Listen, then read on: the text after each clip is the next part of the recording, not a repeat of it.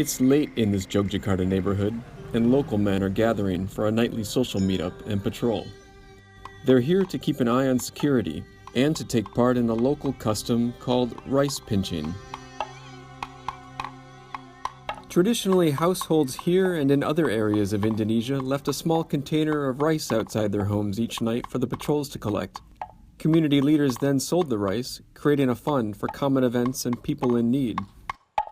In 2008, about 60 households along a street in the urban neighborhood of Patehan switched from collecting rice to coins. The men collect an average of $1.60 each night, with contributions ranging from 2 cents to 7 cents. In 7 years, collections netted almost $4,700. Most of that has been spent on community events, holiday celebrations, and to support people in ill health, with a small portion going to the patrol itself. But neighborhood leaders have been finding other ways to use the money as well. One of the biggest successes to date, a small lending program open to all neighborhood residents.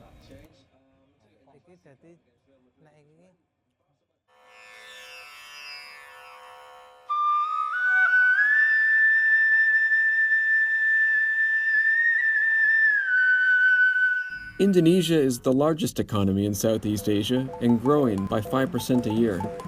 Incomes here are rising, but less than half the country's adult population has a bank account, making Indonesia the third most unbanked country by population after India and China. Many Indonesians turn to the informal sector for loans, where they pay high interest rates. Agus Wijayanto is helping change that. He's an accountant at a sugar factory and has served as the elected head of his neighborhood in Patehan since 2008. Dulu memang masyarakat kita kan kalau pinjam lewat bank, tapi kan harus ada jaminan, harus ada persyaratan. Kemudian dengan adanya paguyuban ini bisa merubah mereka tidak ke bank sekarang. Mereka cukup untuk bisa hadir. In 2009, the Night Patrol allocated about $375 of the coin collection fund towards starting up its loan fund. The program and its transparency measures caught the eye of the Jogjakarta city government, which over the next 5 years gave it grants and awards totaling about $3,000. Today, that city funding accounts for 80% of the loan program's capital. Kami mempunyai suatu pemikiran bahwa uang ini seandainya didiamkan tidak berarti, hanya menumpuk. Tetapi kami kebetulan sedikit punya pengetahuan mengenai simpan pinjam, kami lontarkan kepada warga bahwa ayo ini kita gulirkan dengan simpan pinjam.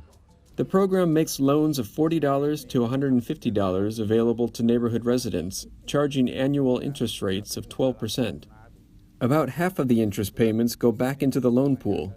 Most of the remainder is distributed to borrowers. The program has never experienced a default and recently started a new savings scheme. Together, their liquid assets total more than $4,600.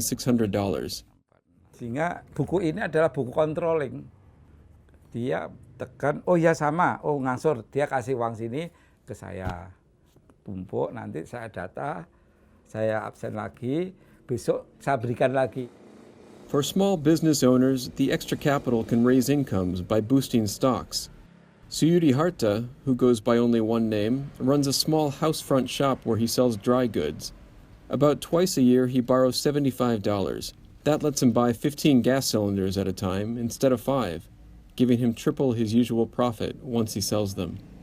Karena ini hanya keluarga, itu cukup modal kepercayaan, tidak ada agunan, terus prosesnya begitu malam ada pertemuan, besok pagi sudah bisa cair. Setiap bulan ada pelaporan.